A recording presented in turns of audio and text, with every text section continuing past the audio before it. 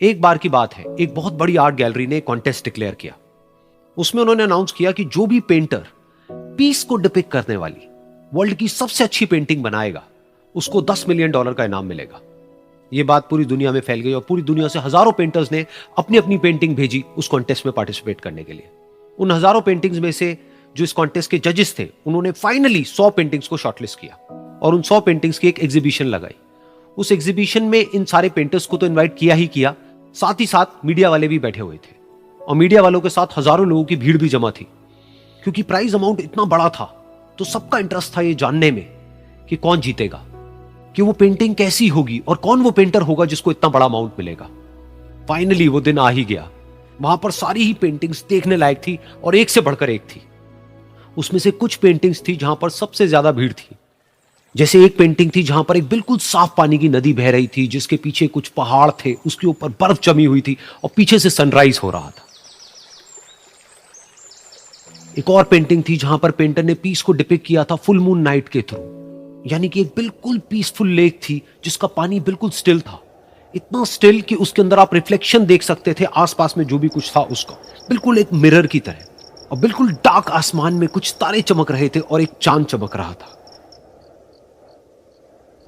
उसके अलावा एक पेंटिंग थी जिसमें बिल्कुल सफेद बादल थे, नीला आसमान था और बिल्कुल हरी हरी घास थी। यानी कि सारी ही पेंटिंग्स ऐसी जिसको देख करके ही मन शांत हो जाए। तो कॉन्टेस्ट बहुत ही टफ था क्योंकि सारी पेंटिंग्स एक से बढ़कर एक थी। तो जजेस के लिए शॉर्टलिस्ट करना कि कौन सी पेंटिंग बेस्ट है, that was very very difficult. लेकिन वो मोमेंट आ ही गया जब जजेस ने अपना माइंड मेकअप कर लिया और एक पेंटिंग को इन सारी पेंटिंग्स में से सिलेक्ट कर लिया और उस पेंटिंग को एक बड़े से कर्टेन के पीछे रख दिया। सामने वो सारे पेंटर्स बैठे हुए थे, मीडिया वाले थे और हजारों लोगों की भीड़ थी। सबकी क्यूरियोसिटी बढ़ती चली जा रही थी क्योंकि अमाउंट बहुत बड़ा था। लेकिन जैसे ही वो पर्दा हटा और सामने से सबने उस पेंटिंग को देखा तो सब हैरान रह गए। सब एक दूसरे की शक्ल देखने लगे। किसी को कुछ समझ नहीं आ रहा था कि एक्चुअल में हो क्या रहा है, क्योंकि वो पेंटिंग जो वहां पर दिख रही थी वो दूर दूर तक शांति को डिपिक्ट नहीं कर रही थी। तो सबको लगा कि शायद उस आर्ट गैलरी से कोई गलती हुई है या जजेस से कोई गलती हुई है और किसी गलत पेंटिंग को वहां पे रख दिया है।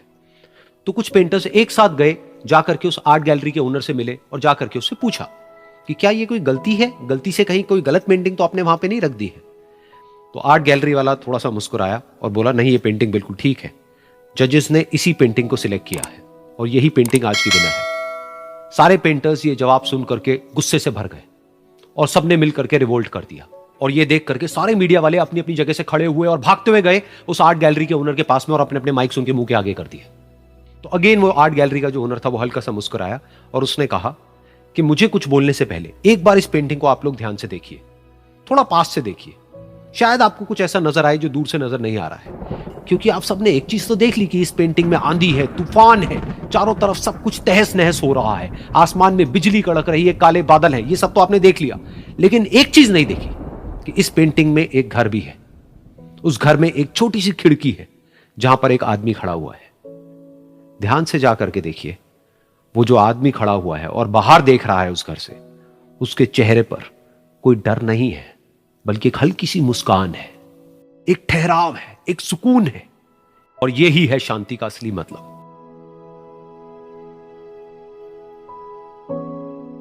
यानी कि शांति का मतलब यह नहीं है कि हमारे बाहर सब कुछ शांत है और फिर हम शांत हैं, क्योंकि वो टेम्पररी है। असली शांति का मतलब यह है कि हमारे बाहर चाहे जो कुछ भी हो रहा हो, हम अंदर से पूरी तरह से शांत हैं, हमारा मन शांत है।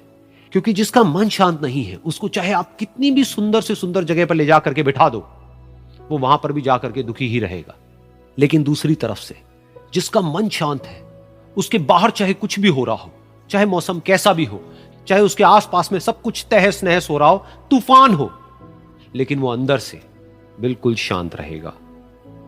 और यही है शांति का असली मतलब।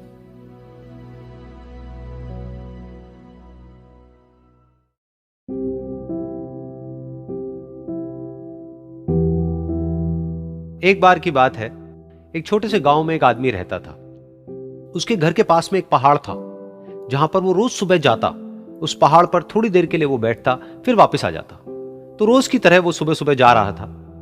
पीछे से उसका छोटा सा बेटा आया, उसने आकर के उसका हाथ पकड़ लिया और कहा कि आज मैं भी आपके साथ चलूंगा। उसने पहले तो उसको थोड़ा सा समझाया और मना किया, कहा कि जो रास्ता है वो बहुत ही छोटा है, और चढ़ाई बहुत ज्यादा है, तो तुम मेरे साथ नहीं चल पाओगे। लेकिन फिर जब उस बेटे ने जिद करी तो पिता मान गया। तो दोनों पहाड़ पर चढ़ने लगे। पिता ने बेटे का हाथ कस के पकड़ा हुआ था। लेफ्ट साइड में पहाड़ थे, राइट साइड में खाई थी और रास्ता बहुत ही छोटा था। और वो पहाड़ की चोटी तक पहुंचने ही वाले थे, तभी रास्ते में एक बड़ा सा पत्थर आया। क्योंकि पिता उस रास्ते पर रोज आता था तो उसको पता था कि वहां पे पत्थर है, तो वो साइड से निकल गया। लेकिन जो बेटा था उसका ध्यान कहीं और था, तो उसका घुटना जा करके उस बड़े से पत्थर पर टकरा गया। तो फिर उस बच्चे के मुंह से एक चीख निकली, और जैसे ही वो चीखा उसकी आवाज उन पहाड़ों में गूंजने लगी। इससे पहले उस बच्चे ने कभी भी अपनी आवाज की गूंज नहीं सुनी थी, तो उसे समझ नहीं आया कि क्या हो रहा है। वो अंदर से थोड़ा सा घबरा गया। उसे लगा कि शायद कहीं कोई है जो छुप करके उसको देख रहा है और उसका मजाक उड़ा रहा है। फिर उस बच्चे ने बोला, कौन हो तुम? कौन हो तुम? तो जब उस बच्चे ने इस गूंज को सुना, उसे गुस्सा आ गया। उसे लगा कि कौन है ये जो मेरा मजाक उड़ाए चले जा रहा है। फिर उसने गुस्से से कहा, मैं तुम्हें छोड़ूंगा नहीं। और फिर जैसे ही उसने इस गूंज को सुना, वो घबरा गया। उसके पिता समझ गए थे कि क्या हो रहा है। उसने अपने पिता का हाथ कस के पकड़ लिया और उनसे पूछा, कौन है ये जो मुझे इतना तंग कर रहा है? कौन है ये जो मुझे इतना डरा रहा है? तो उसके पिता थोड़ा सा मुस्कुराए और उन्होंने खाई की तरफ देखा और जोर से बोला, मैं तुमसे बहुत प्यार करता हूं। ये सुनकर वो बच्चा हैरान हो गया। उसे समझ नहीं आया कि हो क्या रहा है, कि वही इंसान जो उसका मजाक उड़ा रहा है और उसको तंग कर रहा है, वो उसके पिता को बोल रहा है कि मैं तुमसे बहुत प्यार करता हूं। तो उसके पिता ने अपने बेटे को देखा और वो समझ गए कि उसके मन में क्या चल रहा है। और फिर दोबारा उन्होंने बोला, तुम बहुत अच्छे हो। और ये सुनकर उनका बेटा भी थोड़ा सा मुस्कुराया और पूछा अपने पिता से कि ये क्या हो रहा है। और फिर उसके पिता ने अपने बेटे को समझाया, ये जो आवाज तुम सुन रहे हो ना, ये किसी और की नहीं है, ये तुम्हारी ही आवाज है जो कि पहाड़ों में गूंज रही है और तुम्हें अपनी ही आवाज सुनाई दे रही है। जैसा तुम बोलते हो ठीक वैसा ही तुम्हें सुनाई देता है। अगर तुम गुस्से से कुछ कहोगे तो पलट करके जो आवाज आएगी उसमें भी गुस्सा होगा, लेकिन अगर तुम कुछ अच्छा कहोगे तो वो आवाज भी अच्छी होगी। बिल्कुल इसी तरह से हमारी जिंदगी में भी होता है। जैसा तुम अपने मन में इस जिंदगी के बारे में सोचते हो, ये जिंदगी तुम्हारे लिए बिल्कुल वैसी ही हो जाती है। अगर तुम मन ही मन अपने आप को ये बोलते रहोगे कि मेरी जिंदगी तो बहुत ही बुरी है, तो तुम्हारी जिंदगी सच में बुरी हो जाएगी। और अगर तुम अपनी जिंदगी से प्यार करोगे तो तुम्हारी जिंदगी भी तुमसे प्यार करेगी। ये बात उस बच्चे के दिमाग में घर कर गई और फिर वो दोनों उस पहाड़ की चोटी पर गए। लेकिन बच्चे के दिमाग में यही बात घूम रही थी। और फिर वो बच्चा खिलखिला के हंसा और उसने अपने दोनों हाथ खोले और अपनी पूरी ताकत से बोला, मैं तुमसे बहुत प्यार करता हूं।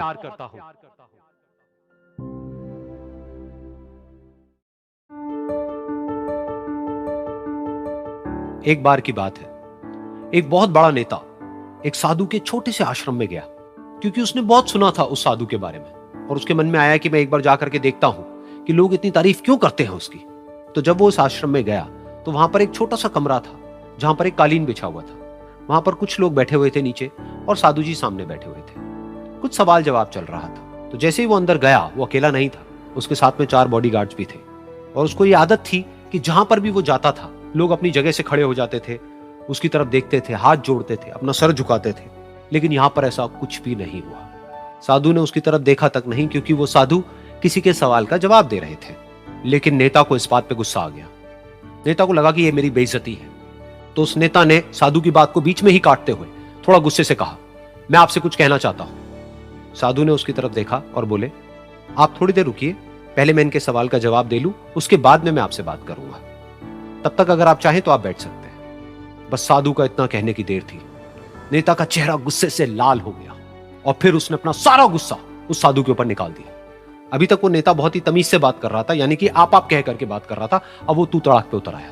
नेता ने उस साधु को कहा, तुझे पता भी है मैं कौन हूं और तू किससे बात कर रहा है?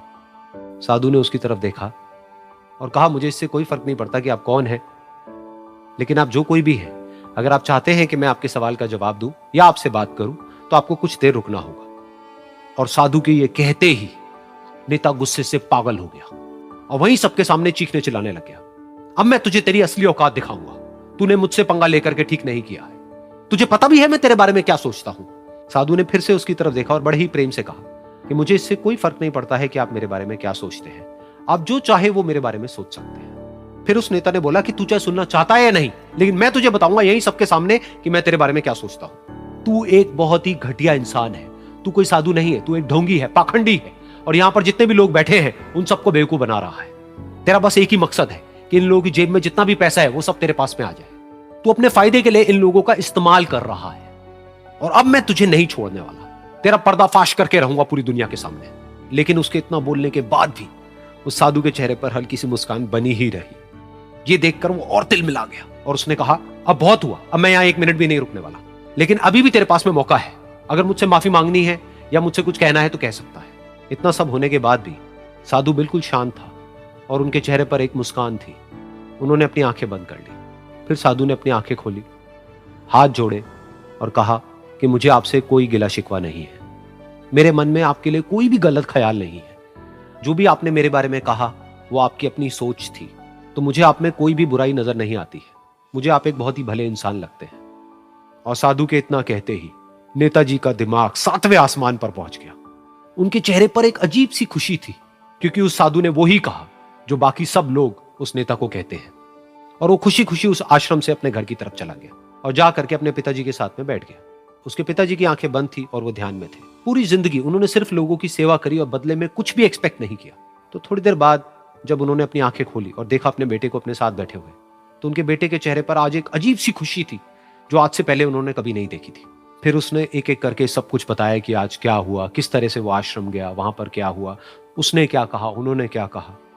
तो जब इसके पिताजी ने पूरी बात सुनी तो थोड़ा सा मुस्कुराए और अपने बेटे को देख करके बोले कि उन्होंने तुम्हारी तारीफ नहीं करी है, क्योंकि उन्होंने वो नहीं कहा कि जो तुम हो, उन्होंने वो कहा कि जो वो खुद है। और तुमने जो भी कुछ उनको कहा वो नहीं कहा कि जो वो है, बल्कि तुमने वो कहा जो तुम खुद हो। यही बात वेदों में भी कही गई है, यथा दृष्टि तथा सृष्टि। ये दुनिया तुम्हें वैसी नहीं दिखती है जैसी कि ये दुनिया है। ये दुनिया तुम्हें वैसी दिखती है जैसे तुम खुद हो। जिसकी नजर जैसी है उसके लिए ये दुनिया वैसी ही है। तो अगर तुम अपनी दुनिया को बदलना चाहते हो तो उसका सिर्फ एक तरीका है, अपनी नजर को बदलो।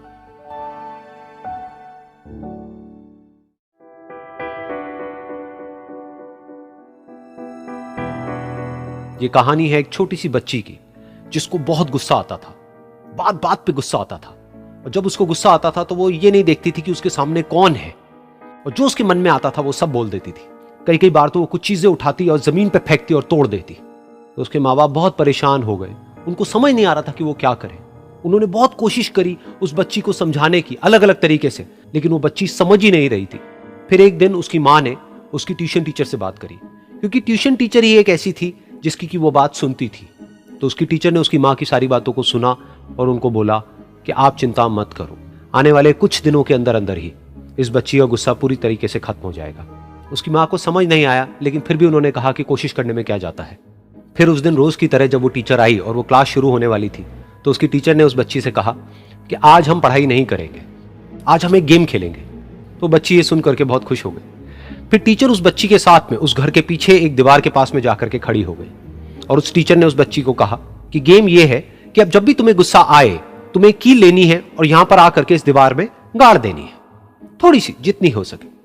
फिर उस बच्ची ने टीचर से पूछा, लेकिन इससे क्या होगा? तो टीचर ने कहा कि जब ये गेम खत्म हो जाएगी तो तुम्हें एंड में एक प्राइज मिलेगा। फिर उस बच्ची ने बिल्कुल वैसा ही किया जैसे कि उस टीचर ने कहा था, यानी कि अब उसको जब भी गुस्सा आता तो वो जाती और जा करके एक कील उस दीवार में गाड़ देती। तो जैसा कि उस लड़की को बहुत गुस्सा आता था, तो पहले ही दिन वहां पर 10 से ज्यादा कीलें गड़ गई। लेकिन उन कीलों को गाड़ने के लिए उसको बार बार पीछे जाना पड़ता और जा करके उस कील को गाड़ना पड़ता। तो उसके दिमाग में आया कि जितनी मेहनत मैं लगाती हूं उस कील को गाड़ने में, उससे कम मेहनत में मैं अपने गुस्से को कंट्रोल कर सकती हूं। अगले दिन 8 कीलें गड़ी, उसके अगले दिन 6, फिर 4, फिर 3, फिर 2, फिर 1। फिर एक ऐसा भी दिन आया जब एक भी बार उसको गुस्सा नहीं आया और एक भी कील उस दीवार में नहीं गड़ी, और वो बच्ची बहुत खुश हो गई। खुशी खुशी वो अपनी टीचर के पास में गई और जाकर के उनको बताया कि देखो मैम, आज मैंने एक भी कील उस दीवार में नहीं गाड़ी है, क्योंकि मेरे को एक बार भी गुस्सा नहीं आया है। तो मैम ने उसको थोड़ी सी शाबाशी दी और मैम उसके साथ में उस दीवार के सामने जाकर के खड़ी हो गई। अब मैम ने उस बच्ची को कहा कि गेम अभी खत्म नहीं हुई है, अब तुम्हें क्या करना है कि जिस भी दिन तुमको बिल्कुल भी गुस्सा नहीं आता है, उस दिन के एंड में तुम एक कील को इस दीवार से निकाल दोगी। तो बच्ची ने वैसा ही किया, लेकिन क्योंकि कीलें बहुत ज्यादा थी तो 1 महीने से भी ज्यादा टाइम लग गया उन सारी कीलों को बाहर निकलने में। लेकिन एक दिन ऐसा भी आया जब सारी कीलें उस दीवार से बाहर निकल गई। फिर वो बच्ची बहुत ही खुश होकर के अपनी टीचर के पास में गई और जाकर के बोला कि अब उस दीवार में एक भी कील नहीं है। तो उसकी टीचर उस बच्ची के साथ में उस दीवार के सामने जाकर के खड़ी हुई। उसने देखा कि एक भी कील नहीं है दीवार में। फिर उसको उसकी एक फेवरेट चॉकलेट गिफ्ट करी और बोला कि तुम इस प्राइज को जीत गई हो। बच्ची बहुत ही खुश हो गई। फिर टीचर ने उस बच्ची से पूछा कि क्या तुमको इस दीवार में कुछ नजर आ रहा है? तो बच्ची ने कहा, नहीं मैम, इसमें तो कुछ भी नहीं है, सारी कीलें निकल चुकी हैं। तो उस टीचर ने कहा, एक बार ध्यान से देखो, शायद कुछ नजर आए। तो उस बच्ची ने दोबारा देखा और कहा, वो जो कीलें मैंने गाड़ी थी उसके कुछ निशान मुझे नजर आ रहे हैं दीवार में। जब बच्ची ने ये देख लिया, फिर उसकी मैम ने उस बच्ची को कहा, जैसे तुमने इस दीवार में कील गाड़ी और अब तुम उस कील को तो निकाल सकती हो लेकिन उसके निशान को नहीं मिटा सकती, ठीक इसी तरह से होता है जब तुम गुस्सा करती हो। जब तुम गुस्सा करती हो अपने माँ बाप पे या किसी पे भी, तो उनके दिल पर चोट लगती है, उनको दर्द होता है और वहां पर एक निशान रह जाता है। उस निशान को तुम चाह करके भी हटा नहीं सकती, फिर चाहे तुम उनसे जितना मर्जी माफी मांग लो। ये सुनकर बच्ची को अपनी गलती का एहसास हुआ और वो रोने लगी और वो भागती हुई गई और अपनी माँ के पास में जाकर के उनसे गले लग गई और अपनी माँ को बोली कि मम्मा, मैं आज के बाद कभी गुस्सा नहीं करूंगी, मुझे समझ आ गया है मैंने क्या गलती करी। और उस दिन के बाद उस बच्ची ने कभी गुस्सा नहीं किया।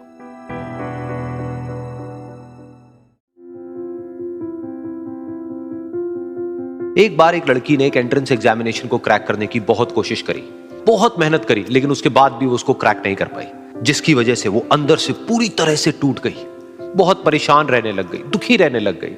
उसके पिता से अपनी बेटी की यह हालत देखी नहीं गई। फिर उन्होंने एक दिन अपनी बेटी को बुलाया और उन्होंने अपनी बेटी को कहा कि तुम मेरे साथ एक बार किचन में चलो, मुझे तुम्हें कुछ दिखाना है। किचन में पहले से ही उन्होंने गैस स्टोव के ऊपर 3 बोल रखे हुए थे। फिर उन्होंने उन तीनों बोल्स के अंदर पानी भरा, एक के अंदर कुछ आलू डाले, एक के अंदर कुछ अंडे और एक के अंदर कॉफी बीन्स, और उसको उबलने के लिए छोड़ दिया। उसके बाद में 5 मिनट हो गए, 10 मिनट हो गए, 20 मिनट हो गए और वो वहां पर खड़े रहे अपनी बेटी के साथ में और उसको देखते रहे।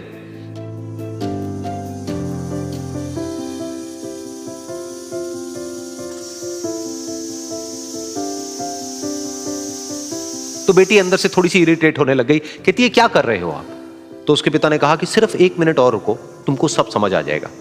फिर उसके बाद में एक एक करके उन्होंने गैस स्टोव को बंद किया और जो पहला बोल था उसमें से आलू निकाले और निकाल करके एक प्लेट पे रख दिए। दूसरे बोल में से उन्होंने वो अंडे निकाले और निकाल करके एक और प्लेट में रख दिए और तीसरे बोल में से जो कॉफी थी उसको छान करके एक कप के अंदर भर दिया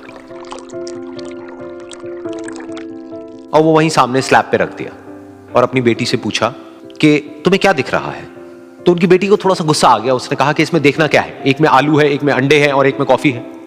तो उसके पिता ने कहा कि एक बार इनको छू करके देखो, शायद तुम्हें कुछ समझ आए। तो उसने सबसे पहले आलूओं को छुआ, तो जब उसको छुआ और थोड़ा सा दबाया तो वो बिल्कुल सॉफ्ट हो चुके थे। तो उसके बाद में उसके पिता ने उन अंडों को तोड़ा तो वो हार्ड थे।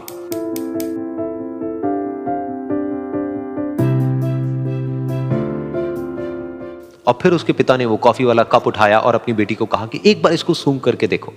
तो जब उनकी बेटी ने उस कॉफी को सूंघा तो उसके चेहरे पर एक स्माइल आ गई। फिर उसके पिता ने अपनी बेटी को कहा कि तुमने ध्यान से देखा कि क्या हुआ यहां पर?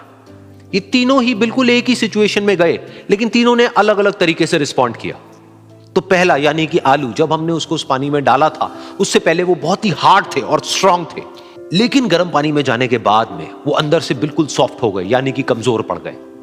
दूसरे थे अंडे, जो गर्म पानी में जाने से पहले अंदर से बिल्कुल ही कमजोर थे, लेकिन गर्म पानी में जाने के बाद वो अंदर से स्ट्रांग हो गए। तीसरी थी कॉफी, जिसने कुछ ऐसा किया जो इन दोनों से बिल्कुल अलग था, यानी कि उसने उस गर्म पानी में जाने के बाद में खुद को नहीं बदला बल्कि उस पानी को ही बदल दिया। बिल्कुल इसी तरह से हमारी जिंदगी में भी होता है। तुम्हारे ऊपर है कि तुमको इन तीनों में से क्या बनना है। एक, आलू के जैसा, यानी कि जब तुम्हारी जिंदगी में कोई मुश्किल आए तो तुम अंदर से पूरी तरह से टूट जाओ, यानी कि कमजोर पड़ जाओ। दूसरा, अंडे के जैसा, यानी कि जैसे ही तुम्हारी जिंदगी में कुछ मुश्किलें आए, वो मुश्किलें तुमको अंदर से तोड़े नहीं बल्कि तुम अंदर से और स्ट्रांग हो जाओ। या फिर तीसरा, यानी कि कॉफी के जैसा, मतलब कि जब तुम्हारी जिंदगी में कुछ मुश्किलें आए तो तुम ना सिर्फ उन मुश्किलों का डट करके सामना करो बल्कि अपनी जिंदगी को ही बदल दो।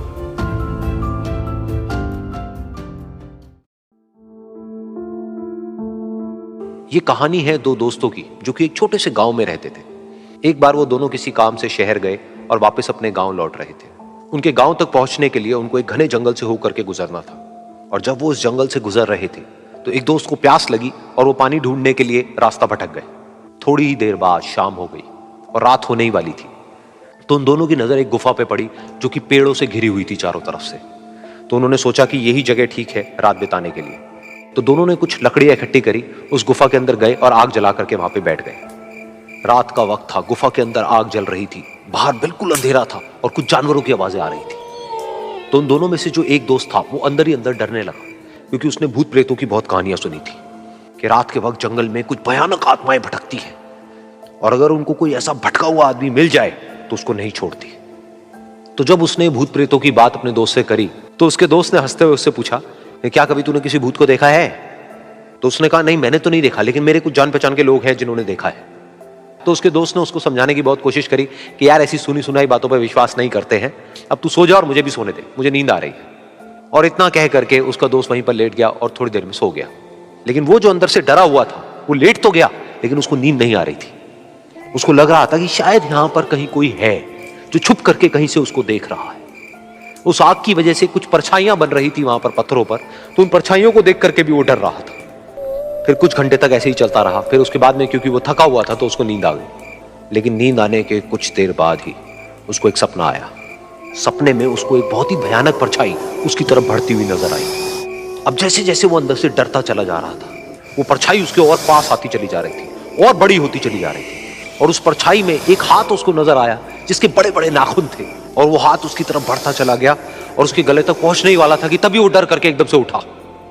फिर उसने अपने दोस्त की तरफ देखा जो कि सो रहा था, उसको पकड़ करके जोर से उठाया। फिर उसने अपने दोस्त को बताया कि उसके साथ में क्या हुआ। तो उसका दोस्त फिर हंसने लगा। फिर उसके दोस्त ने उसको कहा, अब अगर दोबारा से तुझे वो परछाई दिखे तो तू वही कहियो जो मैं तुझे कह रहा हूं कहने के लिए, फिर देखते हैं वो परछाई तेरा क्या करती है। तुझे अपने अंदर ही अंदर बोलना है, मैं तुझसे नहीं डरता, सामने आ। तो उसके दोस्त ने वैसा ही किया। थोड़ी देर बाद दोबारा से उसको सपने में वही परछाई नजर आई और वो परछाई धीरे धीरे उसकी तरफ बढ़ने लगी। लेकिन इस बार वो उस परछाई से डरा नहीं, बल्कि अपनी पूरी हिम्मत जुटा करके उसने वही कहा, मैं तुझसे नहीं डरता, सामने आ। मैं तुझसे नहीं डरता, सामने आ। मैं तुझसे नहीं डरता, सामने आ। जैसे जैसे वो ये बोलने लगा, वो परछाई छोटी होने लगी और उससे दूर होने लगी। वो बोलता रहा, वो परछाई छोटी होती रही और धीरे धीरे वो परछाई दिखनी बंद हो गई। बिल्कुल ऐसा ही हमारी जिंदगी में भी होता है। हमारे अंदर जितने भी डर है, उससे हम जितना डरते हैं हम उतना ही छोटे होते चले जाते हैं और वो डर उतने ही बड़े होते चले जाते हैं। लेकिन अगर हम अपने अंदर के डरों से नहीं डरते हैं और उसका सामना करते हैं तो दुनिया का ऐसा कोई भी डर नहीं है जो कि हमें डरा पाए।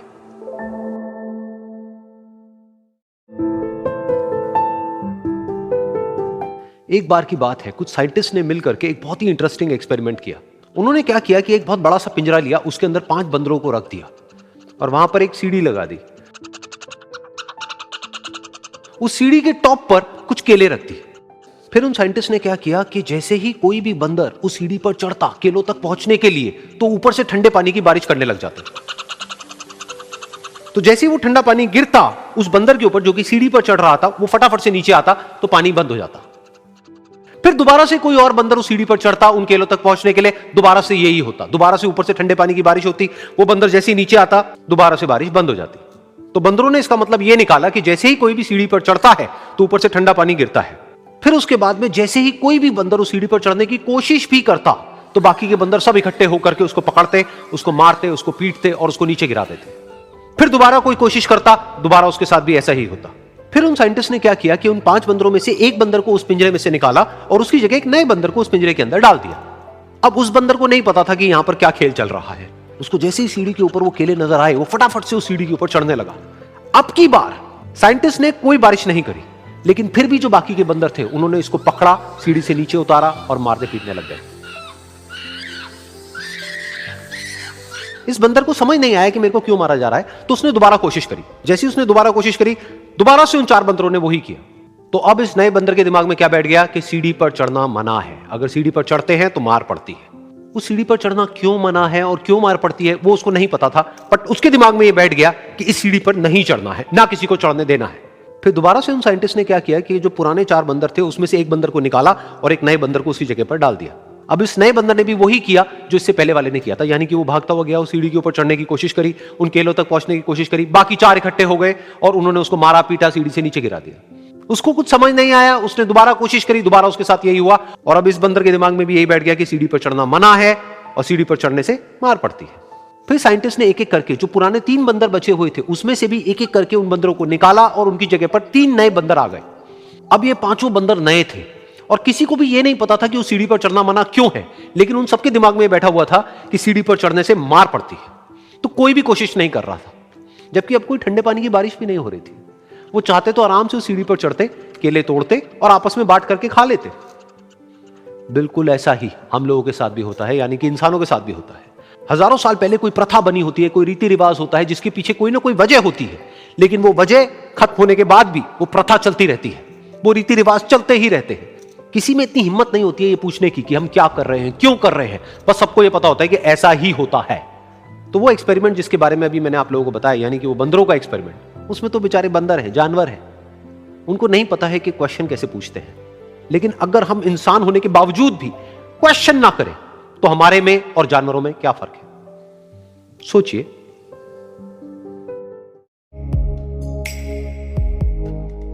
एक छोटा सा गांव था, वहां पर एक आदमी पहाड़ पर पत्थर तोड़ने का काम करता था। उसको अपनी जिंदगी से कोई गिला शिकवा नहीं था। पूरा दिन वो काम करता, मेहनत करता, दिन के एंड में जो थोड़ा बहुत पैसा मिलता वो जा करके अपने परिवार के साथ में थोड़ा सा टाइम स्पेंड करता और चैन से सो जाता। तो एक दिन रोज की तरह वो अपना काम खत्म करके अपने घर की तरफ जा रहा था, तो रास्ते में चलते चलते उसके मन में ख्याल आया कि ये भी कोई जिंदगी है कि सुबह से शाम तक मैं पत्थर तोड़ने का काम करता हूं और एंड में मेरे को थोड़े से पैसे मिलते हैं, जिसमें मुश्किल से मेरा और मेरे परिवार का गुजारा हो पाता है। काश कुछ ऐसा हो जाए कि कहीं से मुझे कोई ऐसी शक्ति मिल जाए कि जो भी मैं चाहता हूं वो सच हो जाए। वो अपने घर पर गया, उसने खाना खाया, लेकिन उसका ध्यान खाने की तरफ नहीं था, उसके दिमाग में यही ख्याल चल रहा था। उसके बाद में वो यही सोचते सोचते सो गया। फिर नींद आने के कुछ देर बाद उसको एक सपना आया। सपने में उसने देखा कि रोज की तरह वो अपना काम खत्म करके अपने घर लौट रहा था। रास्ते में उसने एक बहुत ही बड़ा घर देखा और उसके मन में आया कि काश ये घर मेरा होता और मैं इसका मालिक होता। और उसके सोचते ही वो उस घर का मालिक बन गया। उसको यकीन ही नहीं हो रहा था कि जो उसने सोचा वो बन चुका है। लेकिन उसकी खुशी ज्यादा देर नहीं टिक पाई, क्योंकि उसको एकदम से एक शोर सुनाई दिया। उसने अपने घर के बाहर देखा कि एक बहुत बड़ी रैली निकल रही है, जिसमें बीचों बीच एक पॉलिटिशियन है जो ऐसे ऐसे हाथ हिला रहा है, और वहां पर जितने भी लोग खड़े थे सब उसके नाम के नारे लगा रहे थे, उसके आगे हाथ जोड़ करके खड़े थे, सब उसको देखने के लिए तड़प रहे थे।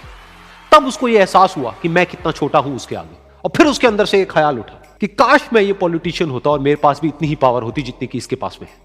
बस उसका इतना सा सोचने की देर थी, वो पॉलिटिशियन बन गया। उसकी खुशी का ठिकाना नहीं था, क्योंकि उसके आसपास में हजारों लोगों की भीड़ थी और सब उसको देखने के लिए तरस रहे थे, तड़प रहे थे। लेकिन उसकी ये खुशी भी ज्यादा देर नहीं टिक पाई। धूप बहुत ही तेज थी और उस पॉलिटिशियन को आदत नहीं थी इतनी गर्मी में रहने की, तो उस धूप की वजह से उसको चक्कर आ गए और वो बेहोश होकर के गिर गया। फिर उसको एहसास हुआ कि ये पॉलिटिशियन सबसे ताकतवर नहीं है, ये जो सूरज है ये सबसे ताकतवर है। और उसके मन में आया कि काश मैं ये सूरज बन जाऊं तो मेरे आगे कोई नहीं टिक पाएगा। और उसका इतना सा सोचने की देर थी और वो सूरज बन गया और वो खुशी से पागल हो गया, क्योंकि पूरी दुनिया को वो ही रोशन कर रहा था और पूरी दुनिया में ऐसा कोई नहीं था जो कि उसकी रोशनी को रोक सके। लेकिन उसकी ये खुशी भी ज्यादा देर टिक नहीं पाई, क्योंकि कुछ ही देर बाद आसमान में कुछ काले बादल आए जिन्होंने कि उस सूरज की रोशनी को रोक दिया। फिर उसको यह एहसास हुआ कि इस दुनिया में ऐसा भी कोई है जिसमें दम है उसकी रोशनी को रोकने का। और उसके मन में एक ख्याल उठा कि काश मैं वो बादल बन जाऊं। और वो बादल बन गया और आसमान में उड़ने लगा। उसको ऐसा लगा कि मैं आसमान में उड़ रहा हूं और अब मैं जहां चाहे वहां जा सकता हूं। लेकिन कुछ देर बाद वहां पर एक बहुत तेज हवा का झोंका आया जो कि उन बादलों को उड़ा करके ले गया। और फिर उसे ये समझ आया कि ये जो बादल हैं वो सूरज की रोशनी को तो रोक सकते हैं, लेकिन हवा को नहीं रोक सकते। ये हवा उनको बहा करके ले जाती है। फिर उसके मन में आया कि काश मैं ये हवा बन जाऊं, और वो हवा बन गया। हवा बनने के बाद में उसको अपने अंदर एक अलग ही ऊर्जा का अनुभव हुआ। वो चाहे तो आराम से बहता और चाहे तो आंधी बन करके, तूफान बन करके, जिसको भी चाहे उड़ा करके ले जाता। उसको ये विश्वास होने ही लगा था कि इस दुनिया में सबसे ज्यादा शक्तिशाली मैं हूं। लेकिन तभी उसके सामने आया एक पहाड़। उसने अपनी पूरी ताकत लगा दी, लेकिन उस पहाड़ को वो इतना सा भी नहीं हिला पाया। तब उसको यह एहसास हुआ कि इस दुनिया में कोई है जो हवा से भी ज्यादा शक्तिशाली है, जिसमें दम है उस हवा को रोकने का। फिर उसके मन में आया कि काश मैं ये पहाड़ होता, और वो पहाड़ बन गया। लेकिन हर बार की तरह इस बार भी उसकी खुशी ज्यादा देर तक नहीं टिक पाई। उसको एक जानी पहचानी सी आवाज सुनाई दी और साथ ही साथ उसको दर्द होने लगा, जैसे कि कोई है जो उसको तोड़ रहा है, उसको मार रहा है। तो दर्द से वो चीखने लगा और उसके मन में आया कि काश मैं वो बन जाऊं क्योंकि इस पहाड़ को तोड़ने का दम रखता है। लेकिन इस बार उसकी ये ख्वाहिश पूरी नहीं हुई। वो रोने लगा, चीखने लगा, चिल्लाने लगा, उसने अपनी पूरी जान लगा दी, लेकिन इस बार वो नहीं बन पाया। उसका दर्द बढ़ता ही चला जा रहा था और दर्द की वजह से एकदम से उसकी नींद खुली और सामने शीशा था। उसने शीशे में देखा और उसको समझ आया कि सपने में मैं वो क्यों नहीं बन पा रहा था जो मैं बनना चाहता था, क्योंकि असलियत में मैं वो ही हूं।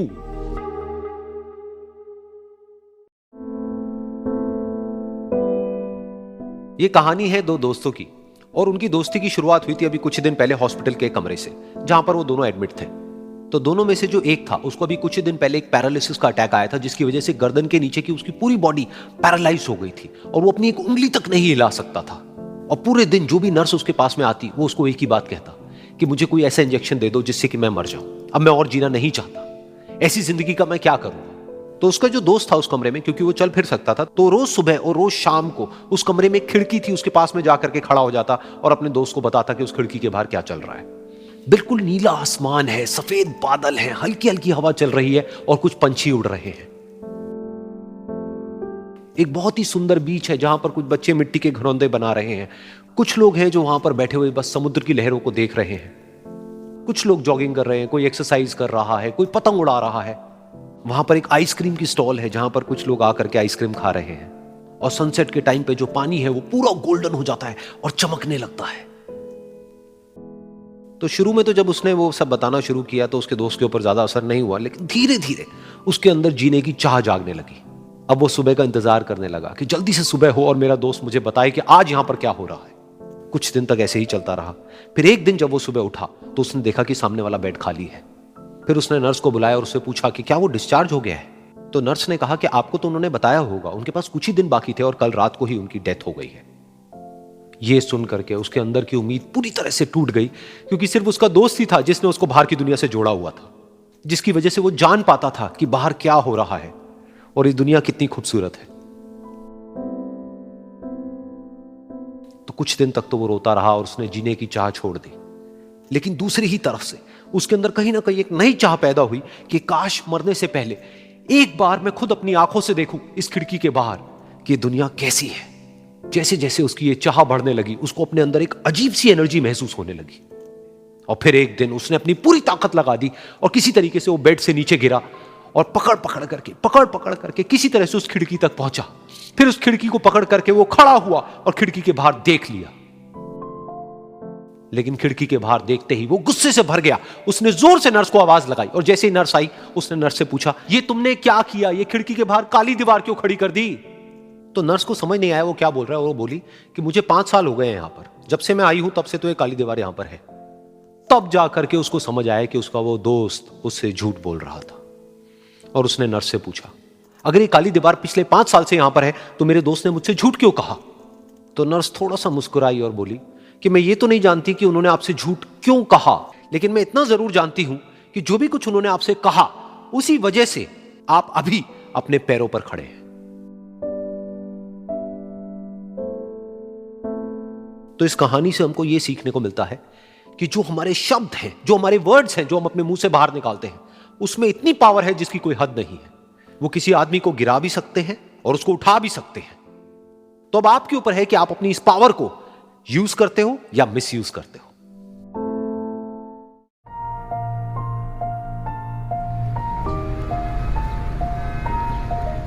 एक बार एक छोटी सी बच्ची हाथ में मिट्टी की गुल्लक लेकर के भागती हुई एक दवाइयों की दुकान पर गई। वो काफी देर तक वहां पर खड़ी रही, लेकिन दुकानदार का ध्यान उसकी तरफ नहीं गया क्योंकि और भी बहुत सारे लोग खड़े हुए थे। उसने दुकानदार को कई बार बुलाया, लेकिन वहां पर भीड़ इतनी थी कि दुकानदार का ध्यान उसकी तरफ गया ही नहीं। और फिर उस बच्ची को थोड़ा सा गुस्सा आया तो उसने अपनी मिट्टी की गुल्लक लेकर के वहीं काउंटर पर जोर से रख दी, जिसके बाद में जो दुकानदार था और जितने भी लोग खड़े थे वो सब उस बच्ची की तरफ देखने लग गए। और फिर उस दुकानदार ने उस बच्ची से पूछा, बेटे आपको क्या चाहिए। तो वो बड़े ही भोलेपन से बोली कि मुझे एक चमत्कार चाहिए। ये सुनकर के दुकानदार को कुछ समझ नहीं आया, ना ही वहां पर जो लोग थे उनको कुछ समझ में आया और सब उसकी तरफ देखने लग गए। फिर दुकानदार ने बोला, बेटे चमत्कार तो यहां पर नहीं मिलता है। तो बच्ची को लगा कि वो उससे झूठ बोल रहा है। तो बच्ची ने कहा कि मेरी गुल्लक में बहुत पैसे हैं, आप बताओ आपको कितने पैसे चाहिए, लेकिन मैं आज यहां से चमत्कार लेकर के ही जाऊंगी। तो वहीं काउंटर पे एक और आदमी खड़ा था, उसने उस बच्ची से पूछा कि बेटे क्यों चाहिए तुमको चमत्कार। तब उस बच्ची ने अपनी कहानी बताई कि अभी कुछ दिन पहले मेरे भाई के सर में बहुत तेज दर्द हुआ, तो मेरे पापा मम्मी उसको हॉस्पिटल ले गए। उसके बाद कई दिन तक मेरा भाई घर नहीं आया। तो मैंने कई बार अपने पापा से पूछा, लेकिन उन्होंने मुझे कुछ नहीं बताया। उन्होंने बार बार यही कहा कि वो आ जाएगा, वो कल आ जाएगा, वो कल आ जाएगा, लेकिन वो आ ही नहीं रहा था। तो मैंने देखा कि मम्मी रो रही है। अब पापा मम्मी को कह रहे थे कि उसकी दवाइयों के लिए और उसके इलाज के लिए जितने पैसे चाहिए उतने मेरे पास में नहीं है। अब उसको कोई चमत्कार ही बचा सकता है। तब मुझे लगा कि अगर मेरे पापा के पास में इतने पैसे नहीं भी हैं तो क्या हुआ, मेरे पास में तो है। तो मैंने जितने भी पैसे जोड़ रखे हैं वो सारे लेकर के मैं इस दवाई की दुकान पर आई। फिर उस आदमी ने उस बच्ची से पूछा, कितने पैसे हैं तुम्हारे पास में? ये सुनते ही उस बच्ची ने अपनी गुल्लक उठाई, जमीन पर फेंकी और तोड़ दी और पैसे गिनने लग गई। बाकी सब लोग खड़े होकर के उसको देख रहे थे। थोड़ी देर बाद उसने सारे पैसे अपने हाथ में इकट्ठे किए और बोली, मेरे पास में पूरे 19 रुपए हैं। वो जो आदमी वहां पर खड़ा था वो थोड़ा सा मुस्कुराया और बोला कि अरे तुम्हारे पास में तो पूरे पैसे हैं, इतने का ही तो आता है चमत्कार। ये सुनकर के वो बच्ची बहुत खुश हो गई और बोली कि चलो मैं आपको अपने पापा से मिलवाती हूं।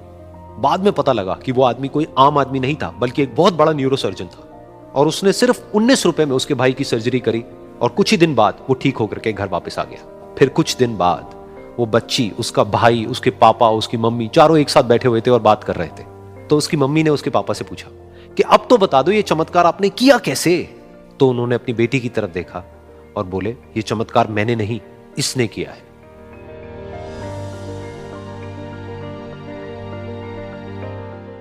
तो यहां पर एक बहुत बड़ी बात है जो हम उस छोटी सी बच्ची से सीख सकते हैं कि जिंदगी में कभी कभी ऐसा होता है कि हमको कोई रास्ता नजर नहीं आ रहा होता है और हम लोग हिम्मत हार जाते हैं। तब हमारे अंदर एक बच्चा होता है जो कोशिश करने से कभी भी पीछे नहीं हटता है।